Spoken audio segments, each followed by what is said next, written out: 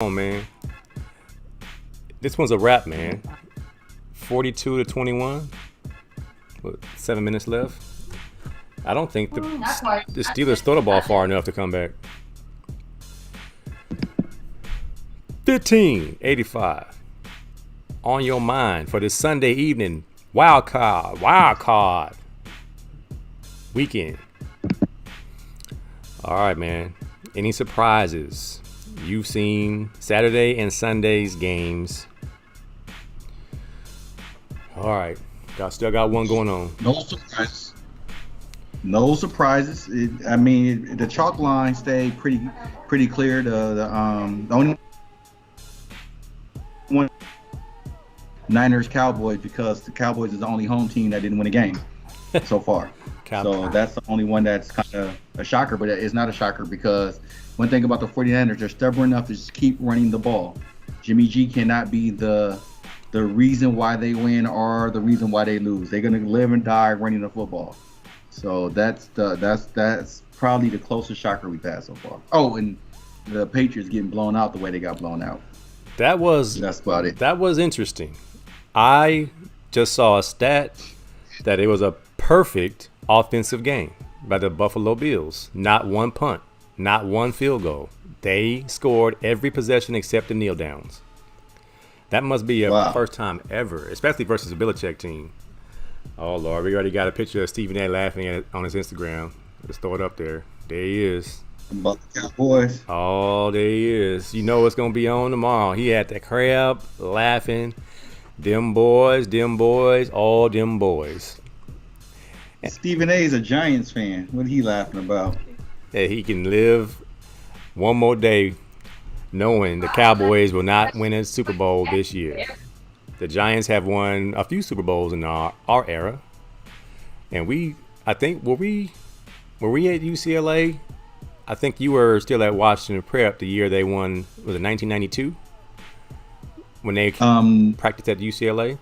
They had the Rose Bowl was the site of the Super Bowl. Cool. Yeah. Yep. And we saw the Cowboys practicing at Spalding Field.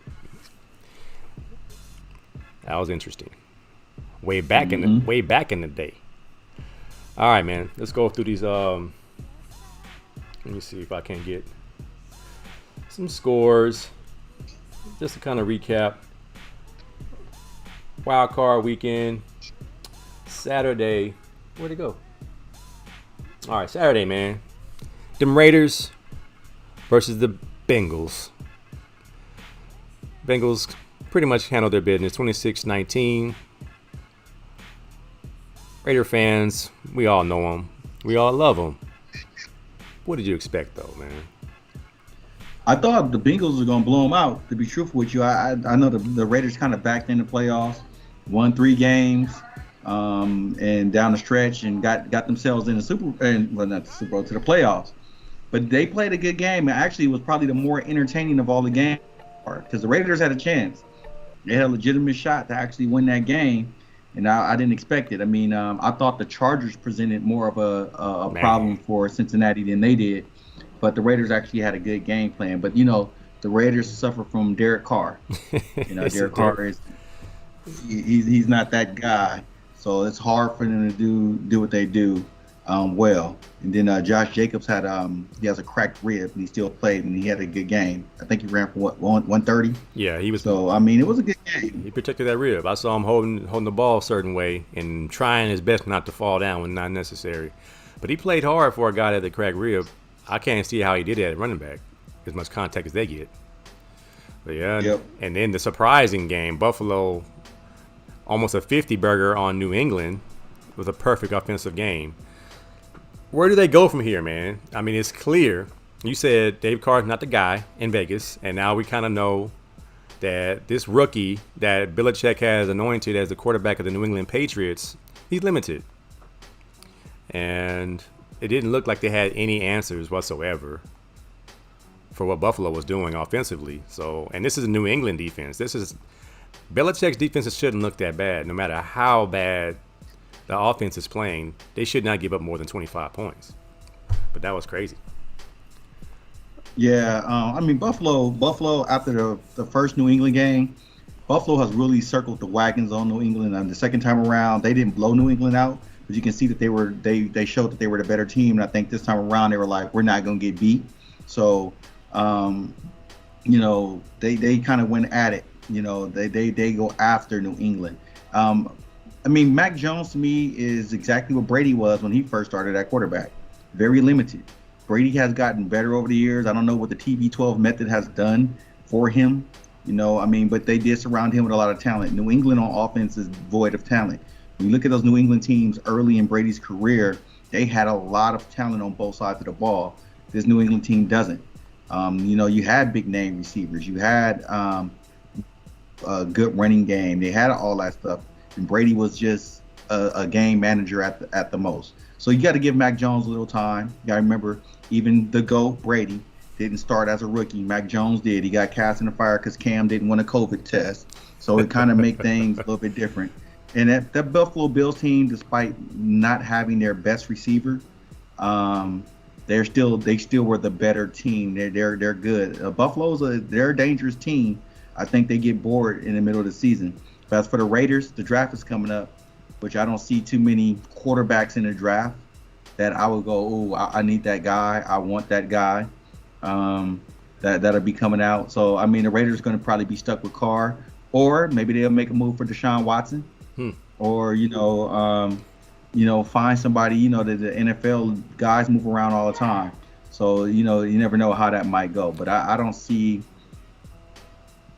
I hope the Raiders keep the coach that was the intern coach. I hope they keep him. He seemed like he circled the wagons and motivated that team to do better. Yeah. But they still had a lot happen for them to get in the playoffs. I know Mike Stafford's like they didn't back in the playoffs, so they won 4 straight. If other teams would just handle their business, they're not in the playoffs. The Chargers lost to the Texans because they were out with a bunch of players with COVID. That's the game that kept the Chargers out, not the Vegas game. But that game, when they had all those players out for COVID and they lost to the Texans, they win that game, they're automatically in. The Ravens were down the stretch without Lamar Jackson. He missed, 4 of their last 5 games. A lot had to happen. Yes, the Raiders took care of their business and won, but a lot of teams, were either limited because of COVID or injuries, so they couldn't get there. So I don't know what the Raiders are going to do. I'm not a Raiders fan. Could care less about the Raiders. But at the end of the day, though, I think they should keep the coach that they had, and they got to try to find a way to improve that quarterback position because I think the rest of the team is there. Oh, and they got to find a way to replace Henry Ruggs. Yeah, they had a great run with the interim coach that the players pretty much anointed. Mike says they're going for Harbaugh. I would go for Flores. I would think Flores has that old school Raider. If we gonna be against the world, then let's be against the world mentality. But I don't know. We'll see what happens. This is not the OG Al Davis. This is his son, right? His son's running the team. We'll see what they do. They have a lot of holes, like a lot of teams do. But, we'll see what they do. They got, I know one thing. Deshaun Jackson looks sweet in his uniform. That brother looked cold in that number 1. I want to get me a number 1 Jackson jersey real quick. But we'll see if he even comes back this year. Mike got a lot to say. People could comment. He says they beat the Raiders and they were and they lost, stop the cap, and utter disrespect. Raiders missing their coach, a wide receiver getting arrested on murder. Yeah, they got a lot of stuff going wrong, but they still rallied the troops. They got a lot of stuff going on, but they still got into the playoffs. So if that's the case, if it's just that, they should have folded as a team. They fought. They did their thing, and they wasn't doing that great with Chucky with Gruden. They actually did better with the intern coach. So, Well, he said Davis is a racist, but that haircut, I wouldn't put it past him. I don't know the man, but that haircut is ridiculous. Our Eagles. All right. We know the head coach is a babbling fool. Yes. Nick Sirianni. How he gets the job, he must be a made man in Philly. The mob must have just anointed him as the next guy, but I think we're in bad shape with that guy, man. I don't think he has a clue. Again, the rally of the troops got them where they are. We were fortunate to make the playoffs by the hairs of our chinny chin chin, but we weren't a very good team. when it comes to having a balanced attack and a focused attack. If running the football is your strength, and the defense is coming, they know we want to run the football, you must lessen that up by throwing some screens, doing some misdirection. Tampa Bay just seemed like they were in our playbook, and it was kind of like, wow, what can we do? And then Jalen Hurts missed a few passes. It looked like they were telling him pre-snap who to throw the ball to, because he was trying to force it in there versus double and triple coverage. When I saw guys running scot-free across the middle and wondering why they're not getting the ball, and I'm like, I think he's not looking at his reads. I think he's looking before the snap and then making a decision before the play even starts. So we got some work to do in Philly, man. I'm not sure if this is the group that's going to do anything substantial in the future. What do you think when you saw the Philly play Tampa Bay? When I saw the Philly game, you do what gets you there. We're the number one run team in the NFL. You run. So what, they start the line of scrimmage. But you got to understand is, as a coach, even if they are trying to take away what you do, you keep doing what you do, because that's what opens up everything else. Don't try to get cute. Don't try to get fancy. On the first two drives, they had the first play of the game, they got a 7-yard gain on a run play. You go back to the run, they threw a pass out the backfield to the running back, which, like you said, it was a predetermined read. That was perfectly covered. And then we tried to run read option, or the zone read. Then we came back in the next drive. We got 6 yards on the first run play and then threw 2 passes. It's just like, okay, you make them really stop your run game, because what? That's going to leave Devontae Smith one-on-one. We ain't worried about Jalen Reagor. He kind of covers himself. He's not really an athlete, Mr. Go 30. He's not really an athlete. I'm just like, we should have had Justin Jefferson. Yes. I mean, it was just the perfect pick to pick Justin Jefferson. We were celebrating in the house that we're going to pick Justin Jefferson, and they call Reagor. So also the GM has not making it. I mean, it's one thing to have a quarterback that's not great at what he does, and Hurts isn't the best passer. At the same time, Hurts makes plays. Yeah. But you got to give him weapons too. We got rid of our best offensive weapon at tight end. Got rid of him. Then after that, you go to 2 tight end sets because you're running the ball. Imagine if we have Zach Ertz. You know, that opens the defense up a little bit more because you have a tight end threat. It's just like the Eagles have no direction right now. It's like they're lost. And the fact that they even made the playoffs and were able to rally and do the things that they do. I mean, we have the number one running attack without a marquee running back. So there's something to be done. It's just that I think they lucked up and found a good running game. And then they got to this point and decided, well, let's not do what we're supposed to do. Let's do something different, and that's how it looks. We just look bad. Yeah. Sirianni's gonna stick around. They're gonna give him multiple opportunities because we did make the playoffs, but they're gonna give him multiple opportunities to fail, and then he might fail upwards. He might become the next GM at the Eagles. You never know. Man, that ain't the truth. So we stuck with that, and here we go. Now we transition to them boys, and we get our Stephen A on. We them boys. Come to the couch. Come sit on the couch with your boys. Actually, we're going to put a mat on the floor for y'all. Because y'all so far the only home team that lost. The Cowboys are just like us. Who calling their plays? Their play calling is all over the place. And, I mean, Dak ain't a bad quarterback, but he ain't that guy either. There's a lot of it ain't those guys in this NFL right now, and it's crazy that this is out of all the players that are out there playing football. Some of these quarterbacks are the best that's out there. You can't tell me they are. Can't tell me they are. No, you really can't. You really can't. Saying hello to Elaine in the house, Ty in the house. Say Coach Mac. Hey, Ty, one of my favorite students of all time. So Casey's putting her hands on Pittsburgh. So all my Pittsburgh fans in Long Beach, please don't go shoot the place up. I know y'all not happy about this outcome, but you knew Big Ben was on his last leg, and he's getting tossed around right now, and it's hard for him to get up. It looked bad seeing him get up. He gets up like me, like everything hurts. This is a wrap for Big Ben. You're seeing the last of Big Ben. Mike Staff said Dak is good enough to win it for you. They are finally loaded at every level, but they have subpar coaching. Another time management flub by Mike McCarthy Club. Is that a rhyme? I don't think every level because I still think their receivers are suspect. If Amari Cooper is your best receiver, that's sad because Amari.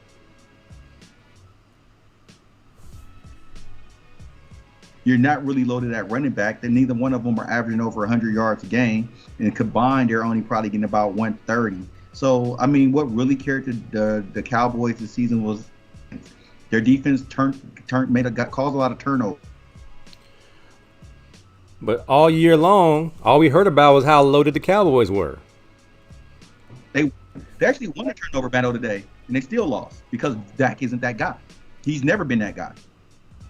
Who do you put today's loss on the most, though? Coaching staff or Dak? Coaching, and you know what? Dak needs to do this. And people were mad at Cam about it. Dak, you are a big body dude. And you got some running ability. At times, you need to just pull it down and take off and run. Take off and run. That's all you have to do. McCarthy is still a terrible coach. Kellen Moore is probably not a great offensive coordinator, but at the end of the day, we give the Cowboys credit for having players that are names. Gallup's not a Pro Bowler. CeeDee Lamb's not a Pro Bowler. Cooper's not a Pro. Zeke and Pollard. Zeke used to be good. I don't know what happened. Pollard be out the league in a couple of years because he's not that guy. We give them name brand recognition because they're always in the news and in the media. You watch them play. Those dudes don't do that great. They're not that good. What helped that team out this year was their defense. They caused a lot of turnovers. Lots of turnovers. So the Cowboys were all media. There was a media frenzy. Anybody on the Cowboys gets all. I hear my wife in the background. She's still watching the game. Somebody got hit hard. I just saw that. But I hear what you're saying. I think these guys are above average. I think these guys are good.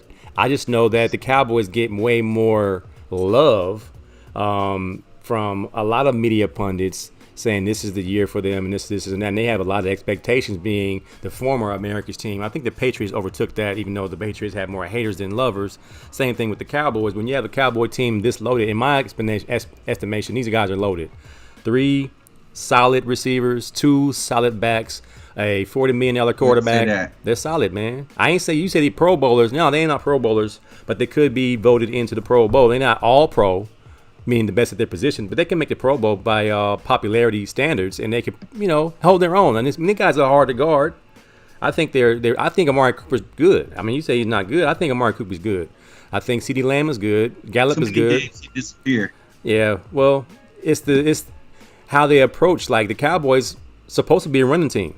With Zeke, but Zeke has fell off. When he got paid, he fell off. But I'm not surprised the Cowboys got beat. It's because the makeup of the team is sort of like the Nets, and that they put together all these stars. And this is my fear for the Rams. You put together all these stars, and the coaches drop the ball. You have to still coach. So I think, like you said, McCarthy's terrible. I do agree with that. McCarthy's terrible, but he fits the mold though. He looks the part. He looks like the Cowboys coach. He just looks confused. Our ballers should make plays. I shouldn't have to call anything. You see the plays that Kansas City ran tonight? I mean, I've never seen half of them plays. Yeah. So, I mean, the creativity of the Chiefs kind of makes the Cowboys and everybody else look like you guys are behind the ball, man. You got to get with the program. Even if you got weapons, you have to coach. And at the first quarter, I thought the Chiefs and the Steelers were going to have a dogfight. And then all of a sudden, they wouldn't turn the card over and they saw we got these other plays we ain't ran yet. And then they opened up the playbook and it was over with. So I just know the Cowboys got some, and it's not much personnel to do. Like, what could they do to improve?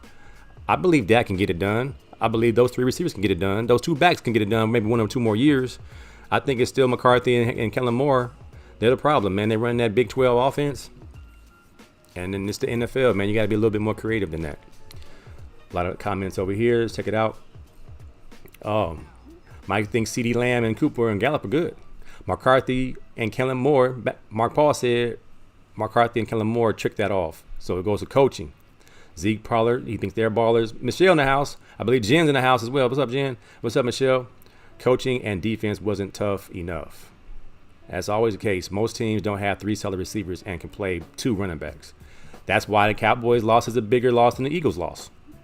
Because they were supposed to win. This proves how great Rodgers is, that he won in spite of McCarthy. Well, now he has Now he has a competent coach. Let's see how far they go. Mark Paul said, y'all see the Niners average 5+ yards per carry, and the Niners passing game killed the Cowboys in the middle of the field. Vander Esch was getting killed. If you expose, and they had Jimmy G. Jimmy G suspect, bro. That's why Jimmy G. Super suspect. It reminded me of that Super Bowl when they couldn't throw the ball because Jimmy G might just throw it away, just like he did that one pass play. I'm like, what in the world was he doing? What tries to force the D to call TO instead of we get a delay of game penalty? Yeah, that's pretty bad. The offense put up big points. No urgency today. So Michelle says, Mike said the Cowboy O-line, that expensive O-line didn't play up to the pay scale. You're supposed to be able to run the football with that O-line. Cowboys going Cowboy. Cowboys going Cowboy. That's going to be Stephen A's take tomorrow. Cowboys. I told you they was going to mess it up. The Rams are going to pull the Buccaneers this season with all at home. That would be nice. I had the Rams win the whole thing at the beginning of the year, but I got the Packers now, so I might be wrong.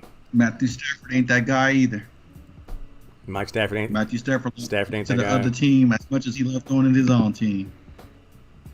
Rio said we repping the Eagles going down with the ship. Yeah, Rio. Did you? Raiders went down yesterday too, Rio. Yeah, where your Raiders gear at? Hop on Y'all in the same boat. Hop on the show, looking like Morris Day. Let's go. Then you see Rio post. Jungle Love. Oh. All right, Michelle wants us to move on to the UCLA situation. So our NFL matchups for next week are all set. We'll see what happens in Green Bay. We'll see what happens in Tampa. We got one more game tomorrow night. Rams versus the Cardinals. Cardinals. But the Cardinals don't have any weapons left. Yeah. So the Rams should win that one. They should. We'll see. But Stafford is the key. Stafford likes throwing picks. Mate. He likes to throw picks. It makes it interesting. Mark Paul said it falls on Jerry Jones. Did y'all see the Jerry Jones skybox with all them Joneses? I was like, ooh. Hey, the Jones is like a family from Get Out. Man, they was up there. Locked up in there with they was up there bidding on brothers. I bought that one for $40 million. That one down there, I bought that one right there for $20 million. Ain't he a player? I like him. I like him a lot. Good old boy. Jimmy G nearly cost him. That great coaching and running attack for them. Bang, bang, crew. Cowboys never will get out he said never. That's a big word, Rio. Gregory with that defensive holding that was trifling, man. I know. That was a terrible call, man. I mean, that can happen every play. And defensive linemen are taught that, but you don't do it that obviously. My man hugged him. That's on him. He did it in broad daylight, though. It had no bearing. It had no bearing on the play. But he did it. And I've been around refs that would go, yeah, I'm not making that call because that had no bearing on the play. But that one, they decided I think, was going to have a bearing. I on the play. think It was a terrible call. That one did. That dude was going to come pull and get the next defender. That dude was going to come and get somebody. And Gregory's like, I'm going to take him and you out. But let me hug you up real quick and take a bear hug and turn you back. I wouldn't. That was a crazy call. B. Henry said, how about them Bucks? Man, get out of here with them. Get out of here, man. You got a Chicago Cubs logo and you want to roll with them Bucks. Man, we anti-Tom Brady around here, man. All I know is 2017, them Eagles put them things on Tom Brady. Oh, here's another Raider fan, Righty Sauce. Stafford is stinking it up. Matthew got 20 picks, right? It seemed like he got 20 picks. Oh, Matthew Stafford. Mark Paul said, who gets fired first, McCarthy or Kellen Moore? Always a coordinator, right? No, Kellen Moore coaching job. Kellen Moore about to be the head coach of the Texans. Watch. I don't know if anybody wants that job. That's a tough job. They brought in our boy Cully, which is also a quick topic. Why is it Black Monday?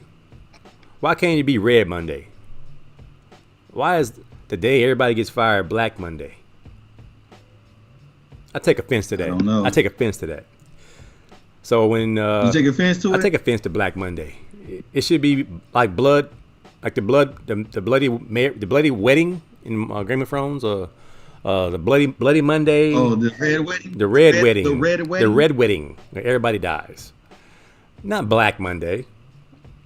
But it's Black Monday when the coaches get fired. So you have Nagy. Who else got fired besides the brothers? Brothers getting fired. We got one. I wouldn't be the Steelers don't ever fire their coaches, so Tomlin ain't getting fired. He's safe. They're gonna ask Tomlin to step down. Then there'll be none. Brian Flores in Miami was a shocker. They say he rubs players the wrong way because he's too stern.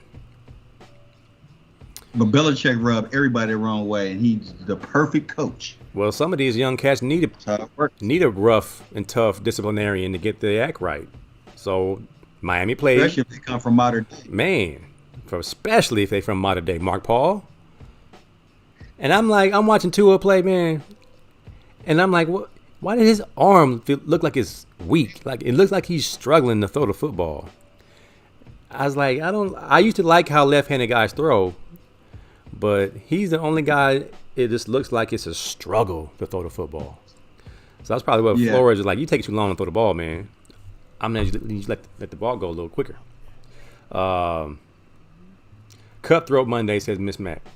Cutthroat Monday, Cut Day, Death Monday, Dark Monday, and the only one fired on Monday. And only one fired. Find a new job or bring your playbook Monday. And the only one fired on Monday was Flores. All the white guys were fired on Tuesday. Ain't that a blip? I made it, man. It's Tuesday. One coach that shouldn't have been fired was the first to get fired. Nagy was the first one, right? Should have been done on the tarmac. Shot Mo said Nagy should have got fired twice. Nagy should have got fired during the season and then stayed as an interim. And he go ahead and fire himself when he was who's your quarterback? Fired on their day off. You know, you got to be you got fired on your day off. They got you on tape stealing boxes. They ain't got me on tape stealing boxes. They got you on tape calling bad plays. Belichick wins. Flores won 7. It was 3rd and 16, and y'all ran the hook and lateral, and he threw it out of bounds. He needs to be fired. Mike said Tua is the smallest, weakest Samoan I've ever seen. Wow. I've seen smaller. Wow. But he does seem like. But they were usually women. It just seemed like that They were usually when he women. pat that ball and he let it go. It's like a yeah. It's like a ah. I'm like, man, you need to go watch some Mike Vick film and throw that thing with a slingshot. He ain't got no Mike Vick arm. Oh, here come Mark Paul trying to defend modern day. We talking about NFL, and my fellow football brothers want to bring up NFL, man. What you talking about, Mark Paul? Because all your modern day dudes are suspect, man. They're all in the portal. Because y'all didn't get them boys no tough love at modern day. Y'all spoon feeding them boys down there. Spoon feeding them. Got these boys jumping in the portal because they ain't starting. Rio said these black coaches get put into positions that they are bound to fail. Cully has no Watt or Deshaun and was supposed to. Nah, Cully was there to try to make Deshaun stay. He wasn't even there to win no games. They just said, let's put a black coach in there and see what happens. Oh, he still ain't saying it. All right, man. Hey, I'm not mad, though. Cully about to get paid. Cully gets the next 3 years of his paycheck. So he's not tripping. Yeah. No money Monday, says Elaine. No more money Monday. Money stop. Stop sign Monday. Miami coach got fired and he was on a 5+ game winning streak to end the season. I think one of the most tragic fires. The season. Go for it. Marty Schottenheimer got fired winning 15 games. San Diego Chargers. Oh yeah, with the charge. That's just a difference in ownership and coach not having the same ideas. But you win 15 games and get fired. I wonder how many coaches have won Coach of the Year and still got fired. The following year, gone. Peterson won a Super Bowl, gone. The next 2 years later. Hey, but Peterson deserved to be gone, man. The Eagles failed. That was a team that was young enough to at least get to another Super Bowl, and they just fell off. Fall all the way off. Just fell off with the supporting wins. Mike said the women are bigger than the men. Oh, come on, man. You better watch out. I have a lot of Samoan friends on my podcast watching them I'm like, hey, man, that dude Mike Stafford, man. We're going to get that dude. We're going to find that dude. Broke Monday. Kurt Mine said facts. I hope the Flores come to the Raiders. Is Flores Mike Staff said Davis is racist. He ain't gonna have no brother coach no more after RSL. It's gonna be John Harbaugh or Jim Harbaugh. Jim Harbaugh, the college coach. I hope not, man. Harbaugh's a retread coming back, and I don't know. I wouldn't hire him. I mean, to be truthful with you, a guy like Flores fits the Raiders' mystique. You know, the Raiders are rough and tough. He fits that mystique. Why not bring him in? But you never know, man. And I hope Flores don't go to the Bears either. I just think the Bears situation is never a good situation. So I hope he don't. I hope he don't go there either. I mean, all the head coaching jobs that are open are pretty bad except for Denver. Denver's the only one that's not a bad spot to land. I think so. We'll see. I like the Miami spot. I mean, weather. They got a foundation of some good players. Defense is pretty good, and I don't know how connected they. I mean, I'm pretty sure they are connected to Tua as their quarterback for the next couple years. But I think the Miami job ain't that bad because it's Miami, weather, and elements, and the team is not that bad already. Rodney Saucier says, I hope Houston loses every game forever. Hold a grudge much? Until you do right by my brothers, you're not going to win no more games.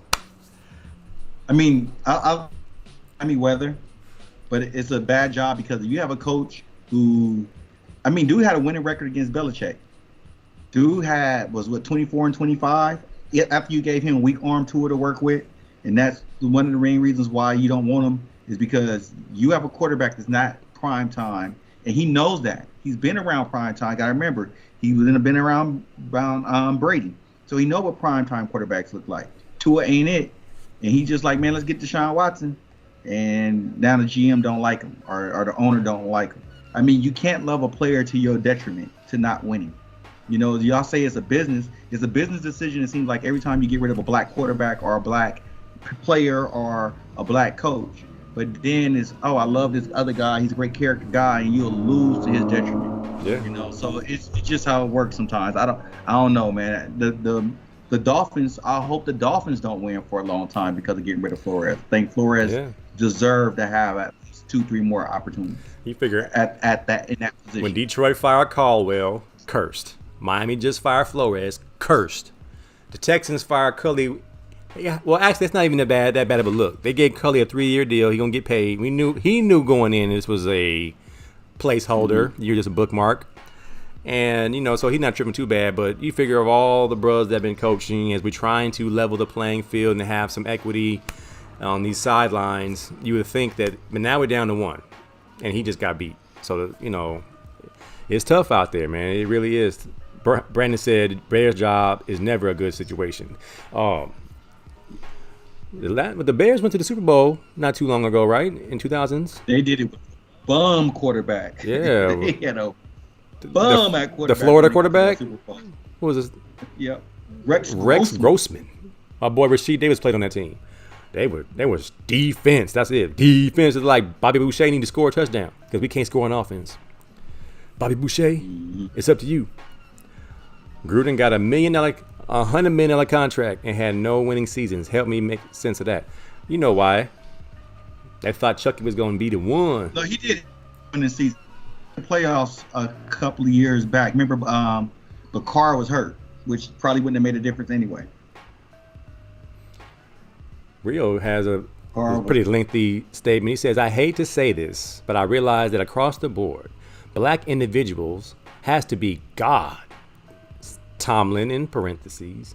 In order to get credit, we got to make a team instant Super Bowl contenders in order to keep their jobs. Not necessarily. Remember the Bengals coach for a long time.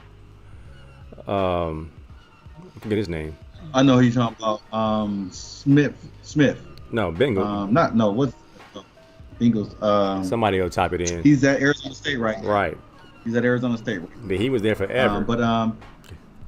What he did was always great compared to what the Bengals were before he got there. They were the Bungles, and they were just Marvin Lewis. Lewis. Thank you, Anthony. AC in the house. AC from LA. Thank you, sir. If it wasn't for AC from LA, yeah, where would we be? Lewis kept him. And Marvin Lewis a couple of times in the playoffs had games won, and then you have Burfict make a bad play or a fumble would happen. It was always some type of bad luck that hurt Marvin Lewis's teams. I mean, he had Ocho Cinco, he had TJ, he had Cedric Benson. I mean, Carson Palmer wasn't bad. So he had some teams, and there's always somebody got hurt or a bad play late in games. So Marvin Lewis, I mean, I think Cincinnati was trying to duplicate Pittsburgh with that. And then after a while, it was just like, all right, Marvin, we're never going to get over the hump with you. So, I mean, I thought he did a damn good job. Chamo said Marvin Lewis had naked pictures on him. Maybe that's the key. Maybe that's the key. That's the key. Blackmail. That's the key. You got to have something on people. That's the key. That's the key. How did RCL get the job in the first place back in the day for the Raiders? He had some dirt. Because he knew Al Davis's mistresses. Oh, it all comes out now. All right, man. We didn't get a chance to talk about the game last week. We didn't come on talking about the BCS championship game between Georgia and Alabama. The Dogs put hands on the Bama Crimson Tide. Real quick, your thoughts on the game, what you saw when Bama finally closed that chapter of a dominance that we didn't think they could crack.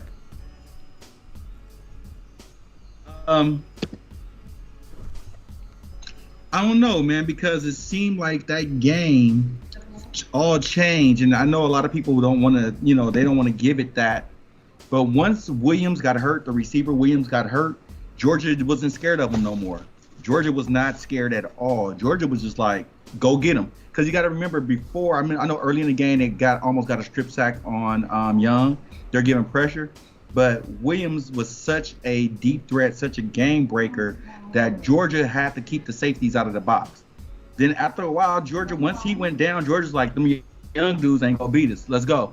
So I think that was a really big thing that changed. Bryce Young still threw for over 300 yards. Yeah, he threw 2 picks, but that was when he was trying to mostly trying to force things. But it was a good game. It was an entertaining game. In the second half. In the first half, it was a very boring game. Yeah. A terrible game. I fell asleep for the last part of the second quarter. Then I woke up, and then the second half was a little bit more exciting. But what it has shown and proven, and I like what the defensive end from Oregon said in his interview, which got my white cousin Greg McElroy to get mad and challenge him to a Wonder League test. What we're seeing is minor league football down there in the South. It's minor league football. And it's, as I was saying, it's almost like selective amnesia for black people. When the same people that's cheering for us on Saturdays and Sundays, wanting us to entertain them, are voting against our civil rights going against our civil rights to vote on Tuesdays. And we're sending our young men to these places to represent them in football, to represent them in these colleges that probably would care less to have us. So what I've seen is, of course, highly competitive. A bunch of guys are going to be first round, second round, third round draft picks playing on Sundays. But at the end of the day, it wasn't. The second half was more entertaining than the first half, and I just think that with Alabama doesn't have the depth that they used to have. So when Williams got hurt and Mechie got hurt, it changed the dynamic of that team. So they'll still beat everybody in the pack, both of those teams. They'll still beat most teams around the country. Those are the 2 best teams without a doubt. But yeah, I don't see that changing anytime soon. So that's what I got out of it. It was good to see athletics and champions and things like that. But at the end of the day, it's going to stay that way for a long, long time. What I took from it, man, as we have the great John Barnes on the podcast chiming in, when I saw the legend, the myth, Stetson Bennett's story, kind of reminded me of John Barnes. Yeah. And that a guy who put the time, the sweat equity, the blood equity of just hanging around and just learning, not knowing if you're ever going to get a shot. It's a breath of fresh air from the transfer portal era we live in, where guys are just jumping ship because I'm not starting. Stetson Bennett, the mailman, got the nod over JT Daniels, modern day product, Mark Paul, and pulls it out. Reminds me of John Barnes, 1992 versus USC.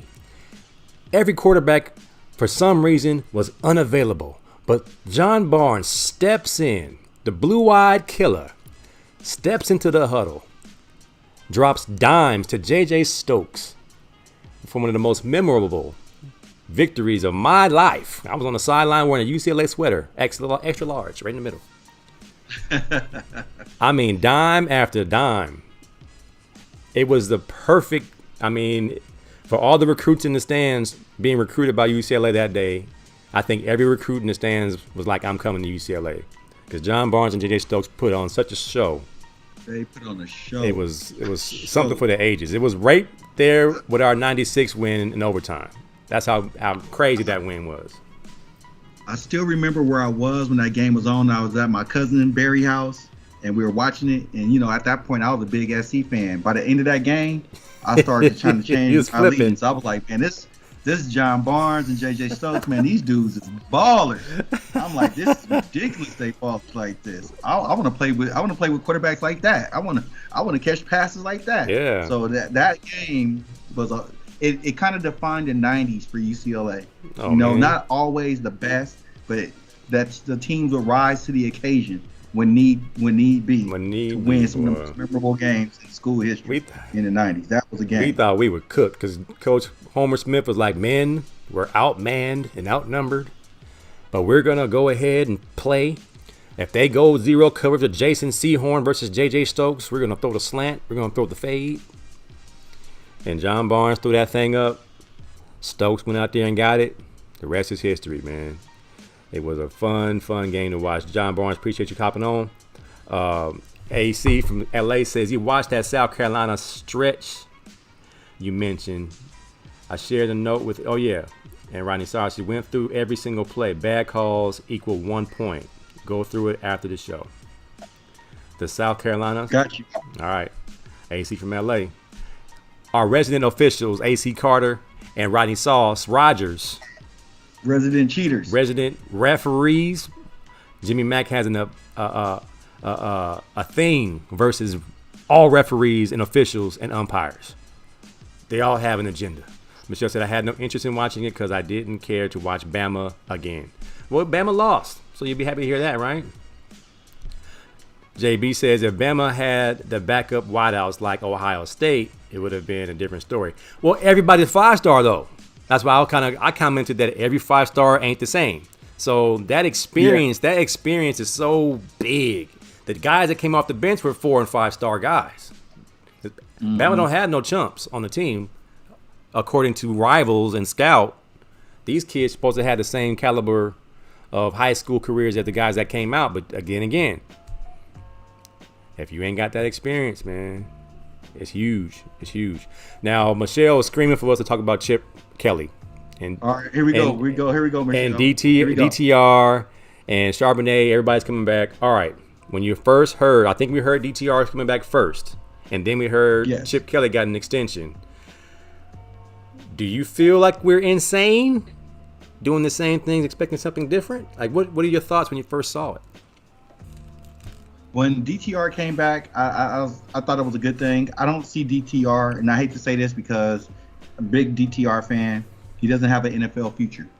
I don't see it. They're not going to get it. They're not going to. He'll get his position changed if he wants to stick around in the league.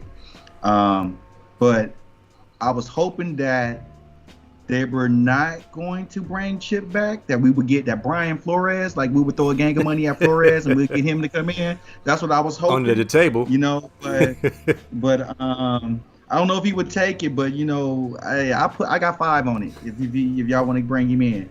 But getting Zach to return also, I thought Zach was an NFL caliber back though. I did too. Put him in the right system. I can see Zach turning out a couple of 1,000-yard seasons in the NFL because he runs hard.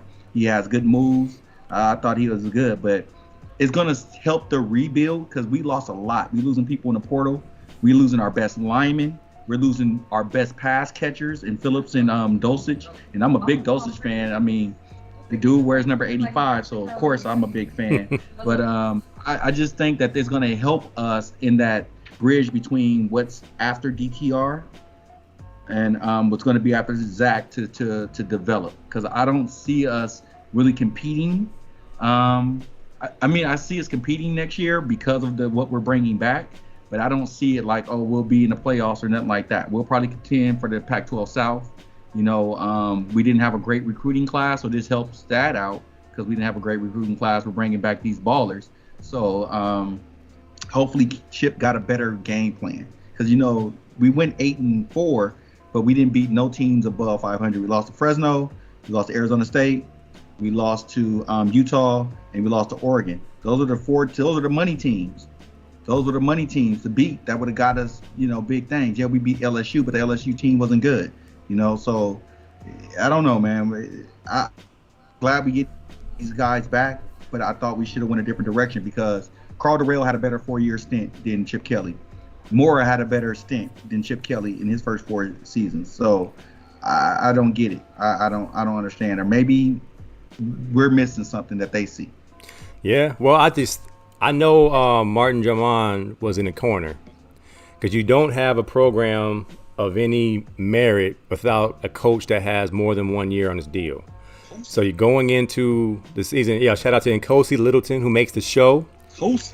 John Barnes said, can't forget Nkosi. For them USC games, he was just a monster. And Nkosi Littleton was in my nightmares. Carson High with the 8-man front, the 7-1 defense. 7 front, 1 linebacker. I think he had 190 tackles or something crazy like that. I mean, he made every single tackle in high school. I remember watching Carson play. They had that 4 wide receiver run and shoot. And in the defense, it was a 7-man front with Kosi just getting all the tackles.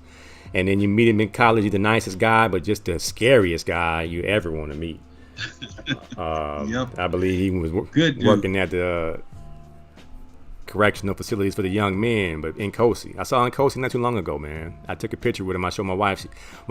All the ladies that I know that went to UCLA with us love Kosi.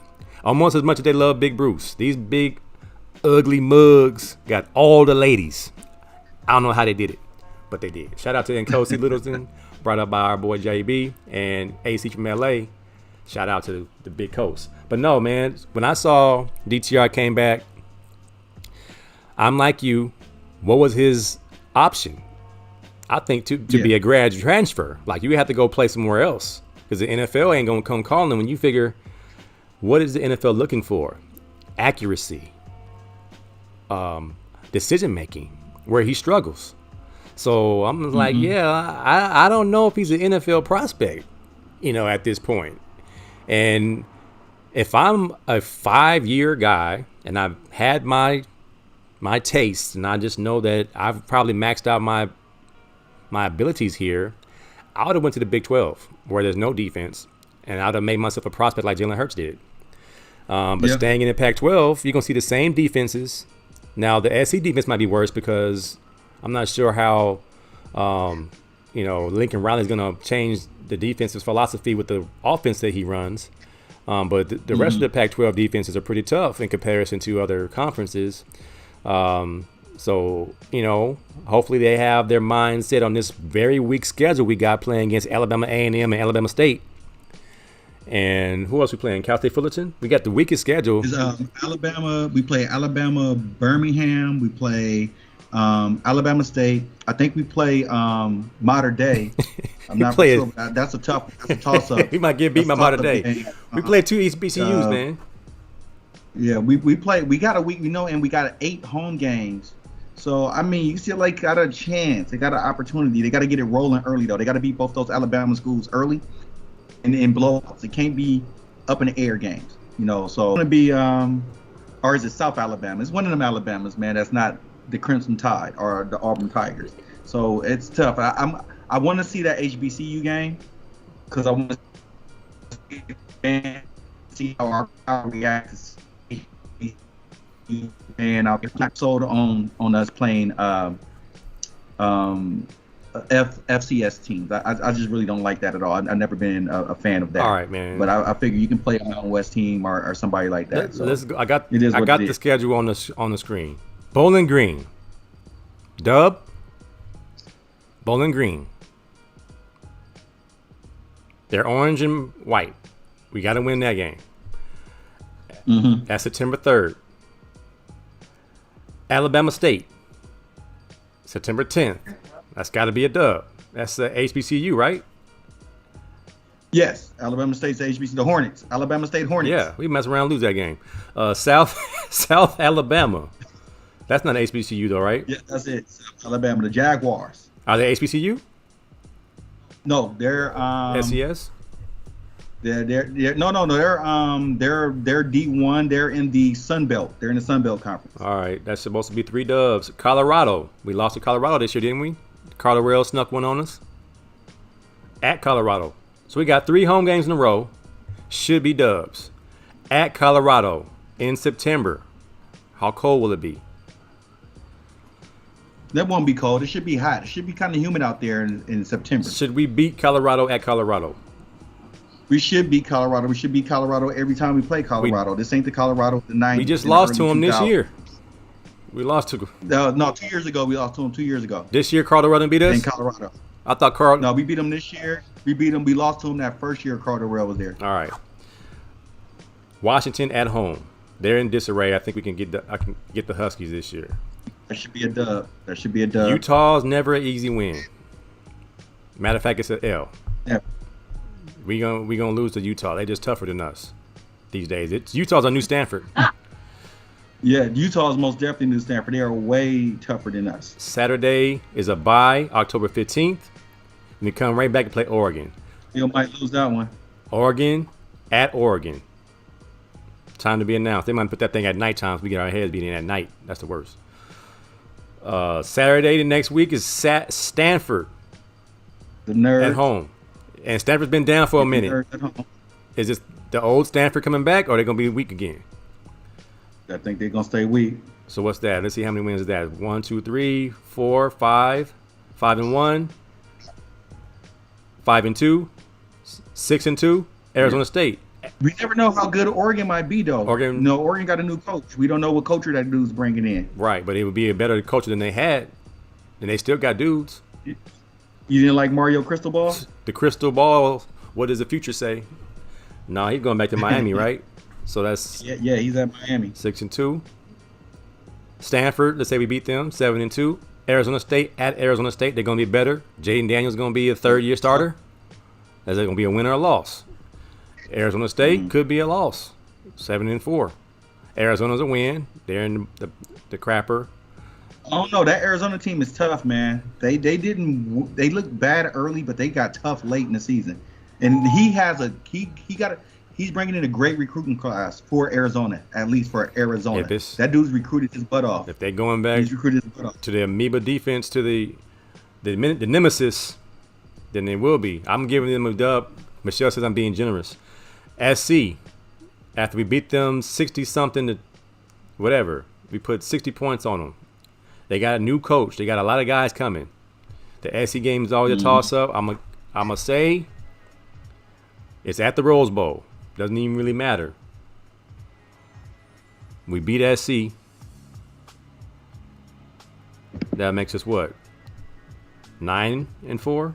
9 moment. How many games is it?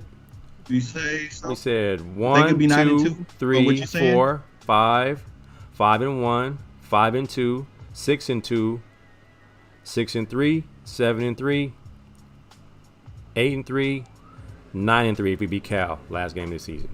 So how do we make? Yeah, we're gonna beat Cal. We gotta beat one of these teams that Arizona State, Oregon, and Utah to win 10 games. Otherwise, we're just doing the same thing over and over again, 8 wins or less. Going to the Holiday Bowl. I don't know, man. Chip gonna have to coach, man.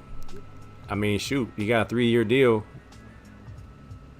If somebody comes available, we gonna eat this deal next year. John Barnes said if SC gets Williams, we might be in trouble. You know, it's not an if. Barnes is going to be he's coming. He didn't leave Oklahoma, where he was for sure the best quarterback, to transfer to out of there to go sit behind somebody. He's coming, and that's probably why Jackson Dart left USC. Did anybody know where Jackson Dart landed? I haven't been updated Oh, because I think you. I heard he went to Texas or something like that. It was that's a good question. We'll keep an eye on it, but everybody just jumped ship knowing that something's about to happen. Tony Syracuse in the house. Hmm. Tony Syracuse says there's one HBCU, not two, and yes, I'm listening. You all need to pick a night. You are killing me. This was a spur of the moment. We've been busy, and these NFL games were interesting, and Jimmy and I have been chatting around, so we just wanted to throw up a quick show to get one this week, and we'll find a day. Tony, you're right. We need to pick a day. We can't, man. Our business schedules, man. Our schedules are too busy. The SEC teams play FCS teams every year before their rivalry games for a tune-up and destroy a team. Kids being dead on the field. Stretcher. Mike Westbrook ain't walking through that door. Nah, he ain't. Nah. Michael Westbrook was one of the funniest dudes, man, on my recruiting trip to Colorado. Man, that dude had me rolling. That was a funny team. They wasn't as funny as UCLA when it came to locker room jokes and stuff like that, but those some funny dudes, man. Really, really good cats. Didn't we have a segment? Just too cold. Didn't we have a segment once? Funniest guys you ever played with? Did we have a segment like that once during the pandemic? Did we do that? Honey, did we do that? Funniest guys we ever played with? Funniest, did we ever do that segment? Funniest No, dude? she said we didn't. Oh, we gotta have one. We gotta have a segment one day. We gotta do that. We've had some funny cats. I mean, I had some funny cats, even in arena football. I think I told you about the team I had named Butt Naked. Butt Naked. Yeah, you told me about Butt Naked. Butt Naked. SE Jelly of Syrup will bear Utah. His top OU receiver is already at USC. Yeah. Dart hasn't signed yet, says Tony. Michelle says, yeah, we went into this season thinking we were going to kick some tail numbers and we lost games we should have won. After the LSU game, we were all puffed up, and I told my buddies, man, we're going to mess around and lose to Fresno State. And we sure did. Go. We did, man. Way to go, AC. Way to I called it, man. Kind of like me with I called it. JB got to go walk his dogs. We appreciate you, JB. John Barnes, man, the legend. John Barnes, the legend. Number 14 in your program, number 1 in your hearts. Throw a slant route. Throw a slant. It's open. JJ Stokes has it. All John Barnes had to do was throw a slant route, and now he's a legend. No, Michelle, I don't know if I'm going to go to the showcase this year. We got to get this COVID thing under control. I try my best not to be around too many people. So, yeah. You heard... I won't see you this year, Michelle. Your former teammate, the GOAT, Jerry Rice, being talked to about coaching in the HBCU arena. No coaching experience whatsoever, not even on PB level. And you know that Jerry Rice, you told us about Jerry Rice's diva tendencies. Are the HBCUs reaching now? I mean, we want them to have notoriety and those who can get some advertisement dollars, but is Jerry Rice a stretch for an HBCU to kind of court to become a head coach? This one thing I know about Jerry Rice, and this is the legend of Jerry Rice. It's a myth and it's validated. He's one of the hardest working people ever when it came down to preparing on the football field. I think a guy like Jerry Rice would do what Prime did. I'm going to go out there. I'm Jerry Rice. I'm going to be able to recruit with my name, but I'm going to surround myself with so many coaches and so many people that have names as well that we can build up our program. I'm guessing if he does go, why not Mississippi Valley State is alma mater? So I think Jerry Rice. I mean, if he learns how to manage as a head coach and then surround himself with good people, why not? I mean. Names, what Nino Brown says, money talks and BS walks. Yeah. What parent gonna have Jerry Rice sitting in the living room kind of same as Prime and go, nah, I don't think I want my kid to learn from you. If I'm a receiver, my son's a receiver and Jerry Rice is sitting in the house, and I personally know how Jerry Rice is. He wants to learn everything. And he wants to know everything about something. Yes, I guarantee you he'll teach your son how to be a great receiver. He'll teach your son, he's gonna find somebody to teach your son to be a good quarterback. So I mean, I would say tell Jerry Rice who's gonna turn him down, go coach at the JC. see how it is first, and then go for it. So I'm with it. I say go for it. I was in the chat room, and some HBCU followers were not on board with Rice because Rice was not for the culture. I believe he was against the Kaepernick movement. He was against Black Lives Matter. He's more corporate than he is culture.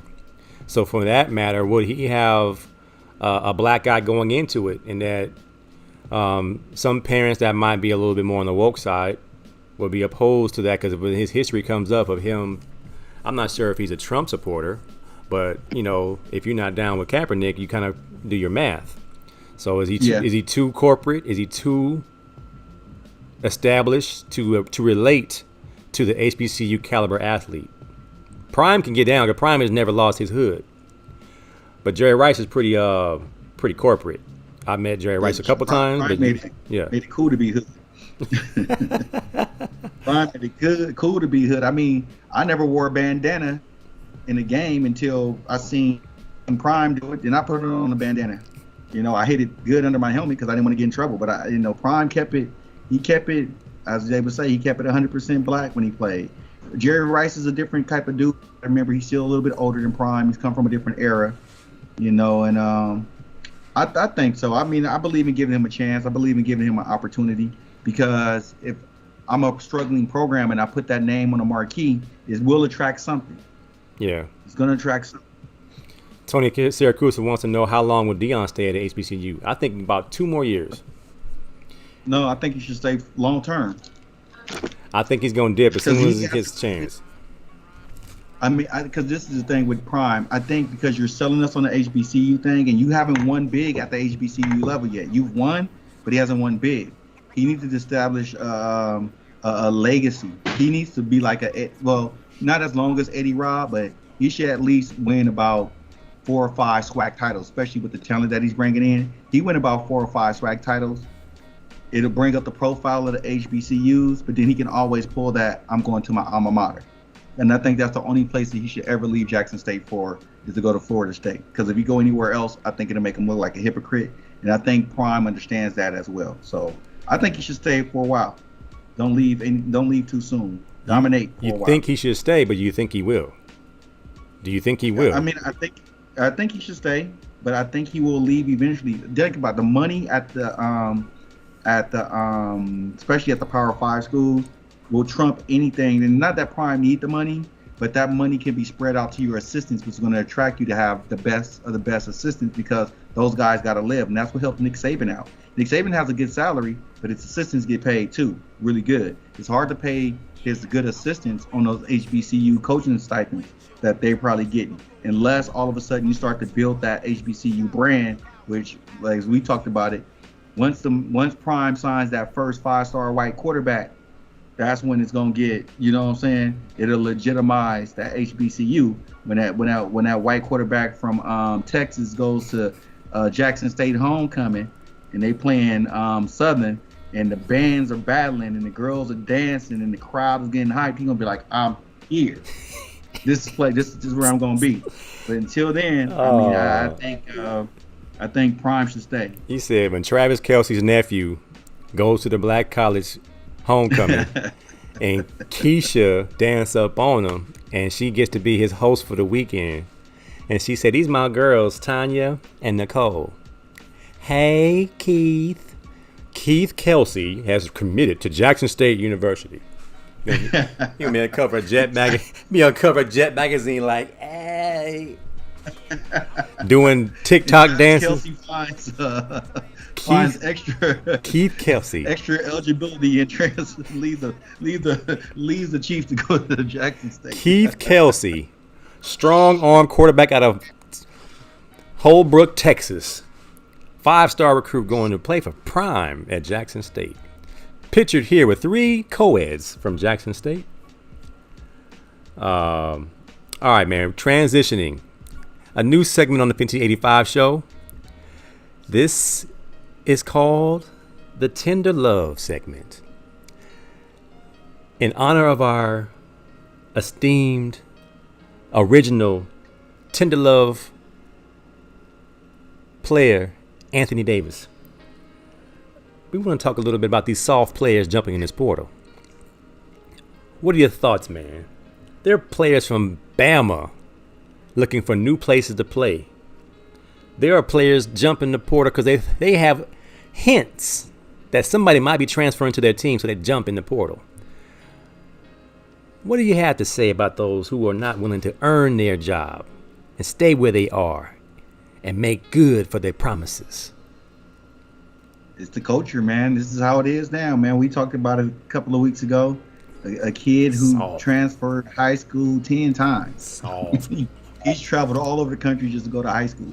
So imagine in college when the going get tough. You know, one of my favorite 30 for 30s on ESPN was about the Fab Five. And you heard from the upperclassmen. So when they brought in these freshmen and Fisher was giving these dudes that love, it was like, man, I want to transfer. But they want to prove themselves too. Now the Fab Five did end up taking all those dudes' jobs.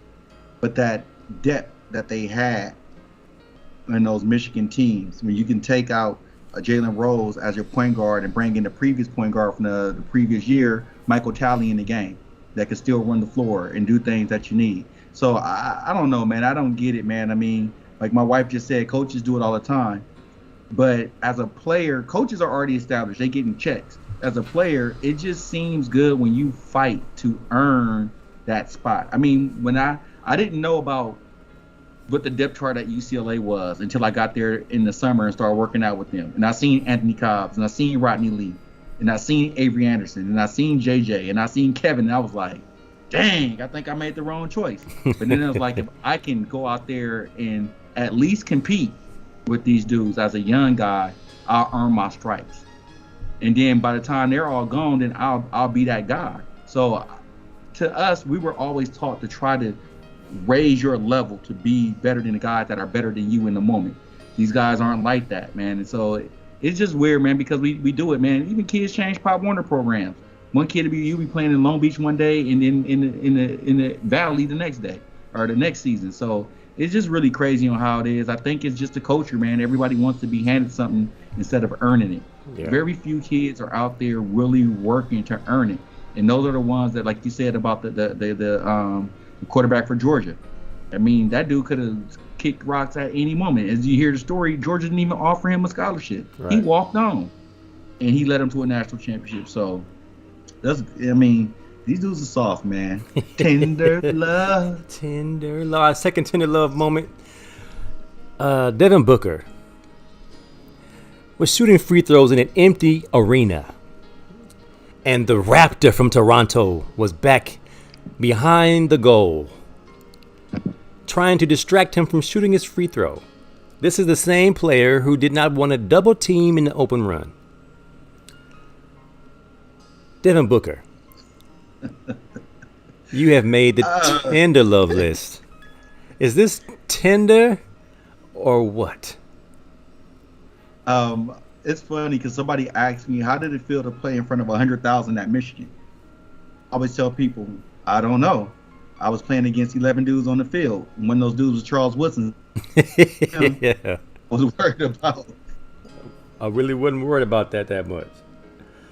Devin Booker, man. Attention to mascots and stuff like that. Like I don't think that. To me, that's a lack of concentration that the mascot can get your attention at the free throw line. He made the free throw. I think the only time I think my attention was ever taken away from the game, I remember missing a tackle on Pat Johnson on a punt coverage against Oregon up at Oregon, and I fell into their cheerleaders. And I looked up and was like, oh, they doing it like this in Oregon? I think that's the only time I ever lost focus of the game. I don't know what's going on outside of that. So it's just really crazy that, to me, it's a lack of focus.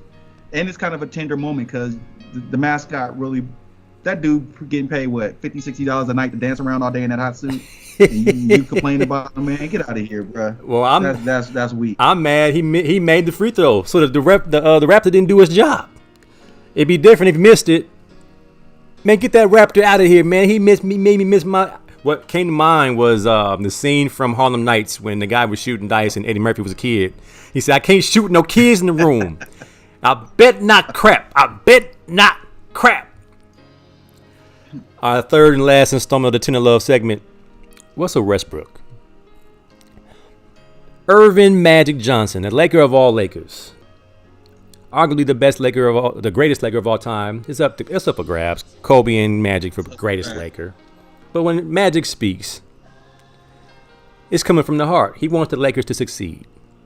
He said there's a lack of urgency. Guys ain't playing hard. And Westbrook says, Magic, you're entitled to your opinion. I want to say that's a little bit of a soft response. It's true, but soft. That's Magic Johnson. He said, you know what? Magic is right. We got to turn this thing up and turn this thing around. It's not Laker basketball. And so for that, I nominate Russell Westbrook, my guy. Lozinger, UCLA guy. We want him to succeed and not be on the Tender Love list. He said janky his kids. I mean, because really, what can Westbrook say to Magic? I mean, like, what can you really say? he can say. So Magic. I mean, I think he took it the right way. I think he took it the right way. I think he did the right thing and just shut up. Say he's entitled to his own opinion. He can be. It's still a little soft though. It's in your love. It's in his feelings, like a tender love should be. Here I am in my locker. 18 turnovers. Lost again. It's my fault. Tony Syracuse says Stetson Bennett, a transfer quarterback. He bailed after his freshman year, went to a JC, got no other offers, went back to UGA. So he was soft, and then he got strong again and came back and earned him a spot. And somebody... He was like Moses. Did you saying, Tony? He was like Moses. He left. He ran away, fled. Came back and led his people to the promised land. Yeah. Stetson Bennett, ladies and gentlemen. Stetson Bennett. Hey, man. Michelle got to go. Appreciate you. Elaine said janky. Bye, janky. It's kids. Get these kids. D-Mac-5-E-5-U. No. Watch Westbrook's documentary. The bitterness with Magic goes back to Magic calling him out in OKC. Where is Westbrook's documentary at, Rodney Sauce? Isn't that on HBO Max, right, Rod? That's on HBO Max, right? Elaine says she loves this segment, but you got to lead in with the theme song. This the all right, Elaine. We can do that.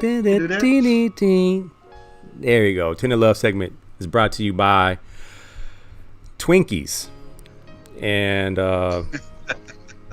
Hostess apple pie. All right, our last final segment. Have a little fun, man. All right, man. All right, this came about. One of my favorite comedians right now on Instagram is Tony Baker, and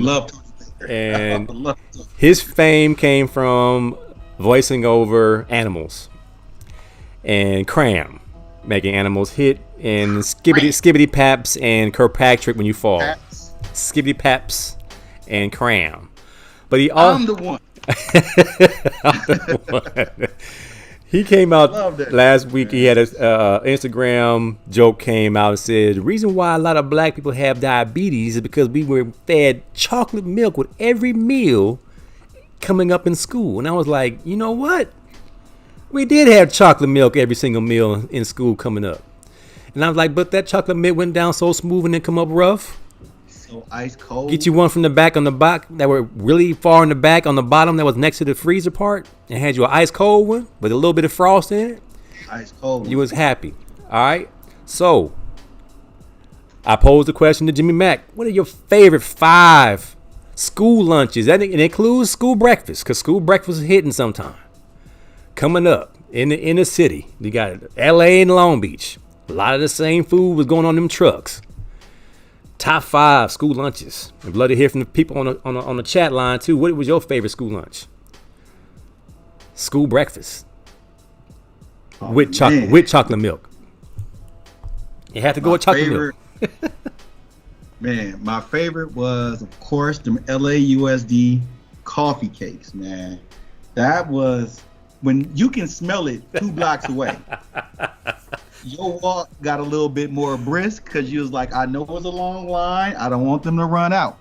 When I got to high school, well, in middle school, I knew the cafeteria lady too. When I got to high school, when the cafeteria ladies went to my church, and she know I like that little corner piece and the piece right next to the corner piece because it had a little crunch to it.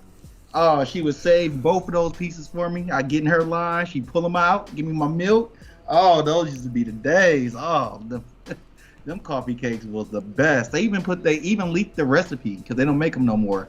They leaked the recipe on the internet, and people was getting that, writing it down. I took a picture of it, because as soon as I get a good clean bill of health, I'm making it.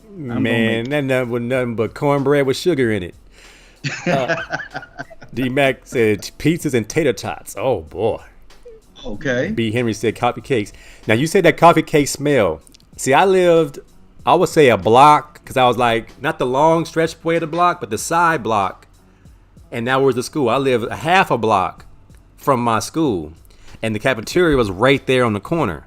So I could smell that from almost from home. And one time they had the coffee cakes smell in the air, and we got down there, and it was just a few cakes left over from the previous day or whatever. And then we got down there, and it was them burritos, them nasty, them little dusty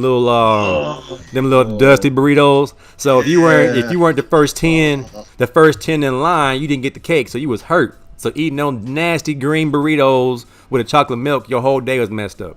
But no, I'm on board with them coffee cakes though.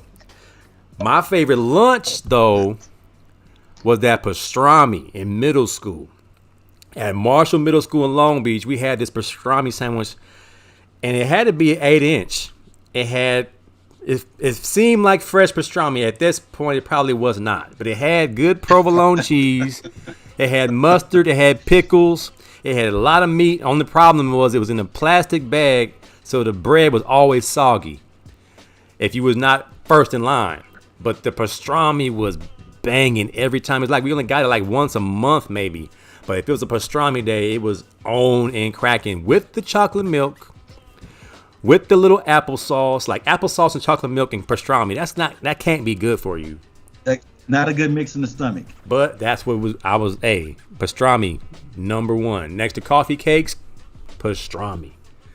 What else you got? Oh man, I don't know what they did to the burgers at Washington Prep. Maybe they sprinkled a little crack in them. I don't know. But for some strange reason, when we had burgers, it seemed like we had burgers like every Wednesday. Oh man, the cheese would be melted and stuck to the bread. So when you pulled it off and put in your ketchup, the cheese was just stuck on the bread. You just had the meat left. Oh man, that used to be so good. Them burgers. I mean, maybe because we were so hungry. Oh man, after so hungry. 5 periods. Man, you just like, oh, I need that burger right now, man. And you wash it down. Like, you need the milk to wash it down, though. But the milk was... that burger, cheese, and bread get stuck right here. You needed that milk to get it down, but it would be so but good.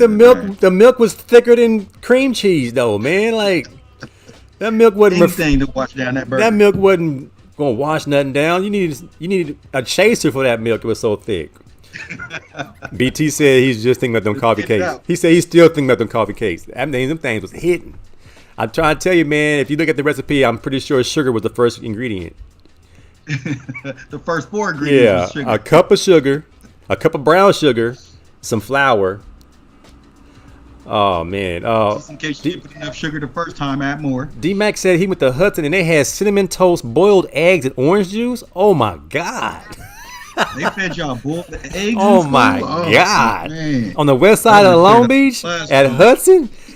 Oh, my Latino homeboys used to poot after we had them burritos. I can only imagine they poots after them boiled eggs.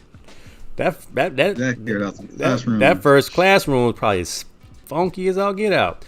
B. Henry said we was fancy with our pastramis. It probably wasn't even real pastrami. It was probably just some type of red meat that they put together and hooked it up. Now I took a chance. My boy Barry Massey and myself, we were so hung up on making money that we took a job in the cafeteria at Long Beach Poly. So you figure being a cafeteria worker in high school is social suicide. However, we had bomb lunch at Poly. We had McDonald's, we had Burger King, we had Bruno's Pizza, we had Subway, we had all these cater companies coming in here, and me and my boy Barry, we ran the window. So what does that mean? We are just popular. Everybody is like, yo, hook it up. And the females, oh my God, they never had no money. We was using that mess for leverage.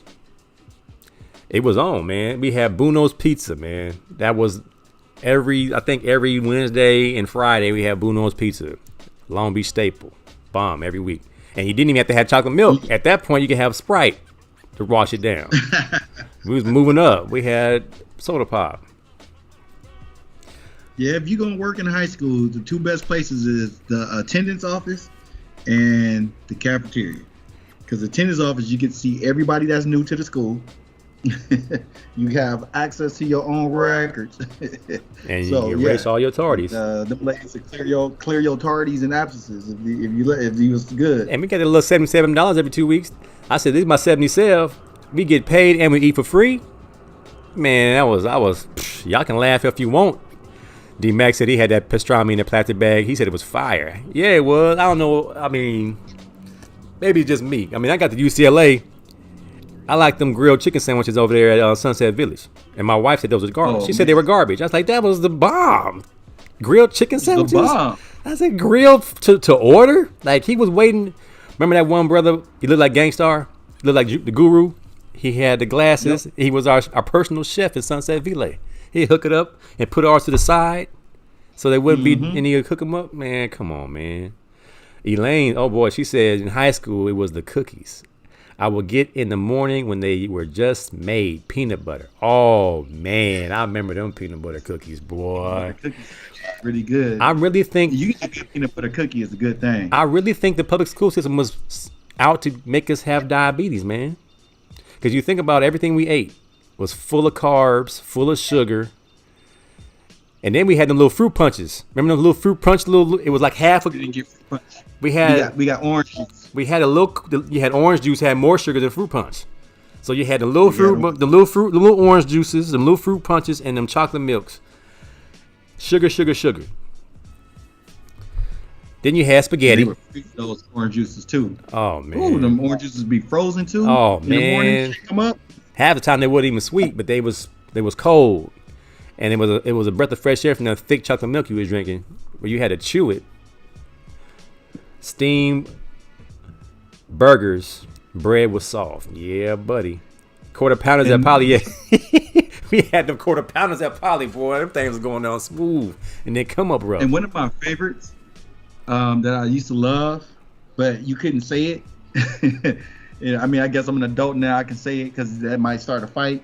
Cheese toast. Cheese toast. Cheese toast. I seen a kid get beat up. He was like, yes, we had some cheese toast this morning. And some dude said, what you say? Oh, man. Shot-Time Mo co-signed my Bruno's Pizza. Bruno's Pizza in Long Beach, all in Willow. Beat him up. You froze a little bit. What was happening on the story? Oh, no, I just seen the dude got beat up for saying cheese toast. Cheese toast. Because he was hungry. Man. Got beat up. I said, man, dude was hungry and took a pounding. Oh, because he was hungry, man. But, yeah, man, cheese toast would be good, too. Unpopular selection. I might be the only one here. We had, before the McRib, we had a pork sandwich. It was similar to the pastrami sandwich because it came in a plastic bag. But it was a bun with some type of processed meat. And it looked like a McRib. Before the McRib was even a thing, we had barbecue pork sandwiches. And we was hungry, so we ate them.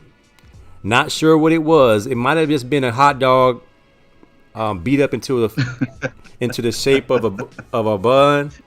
And they dipped that thing in barbecue. And hungry kids don't care. We ate anything they gave us. And went to play basketball after we were done.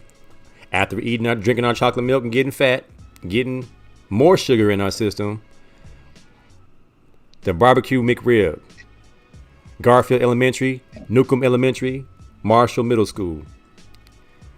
I can't say I didn't. That's what kept you from getting sick, man. You was active. I mean, you eat that food and go shoot some hoop and then go to football practice afterwards, man. You stayed active. That's what kept you set. That's what kept you healthy. That stuff was just fuel. That's all. I do believe if you drank out of a water hose growing up, you probably had an immune system that was probably going to kick any disease out the box. But we were. I mean, our metabolisms were probably so great. We were able to eat anything and everything we wanted and still not gain any weight. we would go to AMPM and buy a big gulp, a grab bag, all the candy we can. Man, you get them nasty burgers, 2 for $1. Get you some, get you a value pack bag of Doritos. You and your friend, you will fill up your big gulp with ice cream when they weren't looking. One time, my boy got caught. He said, "You put ice cream in the big gulp. You pay for 3 ice creams." He's like, "No, man, this is soda pop." "No, that is ice cream in there. You guys are not allowed in here anymore without a parent." You're like, "Dang." Mess it up for everybody, man. Everybody co-signing that Bruno's Pizza. I'm going to have to go back to Bruno's sometime this week. And grab. I'm going to have to check it out then. Oh, yeah. I've never had Bruno's Pizza. Hell yeah. It's OG, man. Is it better than Numero Uno? Oh, heck yeah. Numero Uno got commercial over the years. Numero Uno was some good pizza. And my family, when we used to get a lot of Shakey's pizzas. Love some Shakey's pizza, especially with the Mojos. Yeah, chicken and Mojos. But I think Bruno's Pizza had that New York style where you can fold it. And it's just a different style, and it just hit the palate just right. He said ROTC had them snacks in the back. I bet y'all did. Back to being secretive. All right, man. Let's wrap this thing up and go see what these kids want to eat on this Dr. King Eve. Any plans for the Dr. King holiday tomorrow? So plan on watching that Disney movie Encanto with my daughter and my son, but we gonna watch the Boondocks Martin Luther King episode. That's what we gonna do as a family. That's what we gonna do in honor of Martin Luther King. We gonna watch the Boondocks episode of Martin Luther King. That's one of my favorite episodes of the Boondocks. What y'all got planned? When you say that, I had to substitute teach last week at an elementary school because our district has a crazy number of absent teachers because of COVID. So us administrators had to go to the classroom and sub, and I had to do elementary school 2nd grade. Every single book on the rack was Dr. Martin Luther King Jr. And I was like, I know his birthday's coming up, and I'm just like, but when Black History comes around in February, there's probably gonna be the same bunch of books. That's all our only one. What we gonna do for Dr. King holiday? My son has a game, so we probably just go to that. He actually has an ortho appointment, so we're gonna handle that first and foremost. We're gonna get them braces off at some point. We're gonna enjoy his game. Probably come back and just hang out. And you making a suggestion to watch the Boondocks, the MLK episode, we can pull that up. We watch the Boondocks around here. And just, remember the late, great preacher from Alabama and his vision. Honor the man, the legacy, and just take a day off and enjoy family and enjoy a day off from the grind, man, before we get hit back on Tuesday. He said, "Why you ain't mentioned that spot to me, Brandon Henry?" Brandon mad at Mo. Mo, yeah, I worked at the same place. If you want really good pizza, try Rosario's in Carson. You won't be disappointed. I'm gonna try it. I'm gonna hold you to Brandon and Mo is brothers. He said, "I told you and Kenny Lenore Johnson about it last year ago when I posted a picture of it. There you go, off the hook." Dak Prescott at the press conference with his black turtleneck on, looking like Nino Brown. Hey, man. I wonder what you said. Ain't my fault, man. I did my thing. I had 500 yards. All right, man. Anything else you want to holler at the people about as we get up out of here? Once again, let's stay safe. People out there still out there. We're in a pandemic, man. Let's stay safe. Wear a mask. Wear a mask. And just be careful out there, people. I mean, we most definitely want health and blessings and long life for everybody that's out there. So be careful out there. My daughter said they want it to be an endemic, and I'm like, educate your dad. What is an endemic? She said they want the pandemic to be over and it becomes an endemic where COVID becomes part of our lives, like the common cold. So they're no longer going to allow us to take the 10-day quarantine. And I'm just like, what in the world are we doing? people that are making those decisions must have never had the COVID, because if you get the COVID, you can be down. You're down for 2 good days. You're gonna be down like nothing's going on. That mess ain't no joke. You think you're gonna die, and there's nothing gonna be popping if you get it. So, endemic or not, I reiterate what Jimmy just said. Take care of yourselves, man, and get active again. I think that's going to be a big part of us staying healthy. Is if we keep staying up in the house, cooped up, we're not going to get healthy fast. The more I sit up and not do anything, I don't feel better. When I get out and walk, go out and jog, go out and hoop, go swim, I feel a lot better when I'm active and my lungs are open. I'm able to breathe a little bit easier. So my thing is, if you can, find a way to stay active and safe at the same time. So again, stay prayed up, use wisdom, stay masked up, and if anybody coughing this season, avoid them at all costs. That's my words of wisdom, man. Yes. That's my word of wisdom. And let's see, before we get out of here, Elaine said, stay safe. B. Henry said, glad y'all did this tonight, brothers. Continue blessings. Yes, sir. Miss Max says, so Uncle B, when are you going to bless me with a slice of this best pizza ever? Huh? What? Huh? She said, I want to come out there, but it's too hot.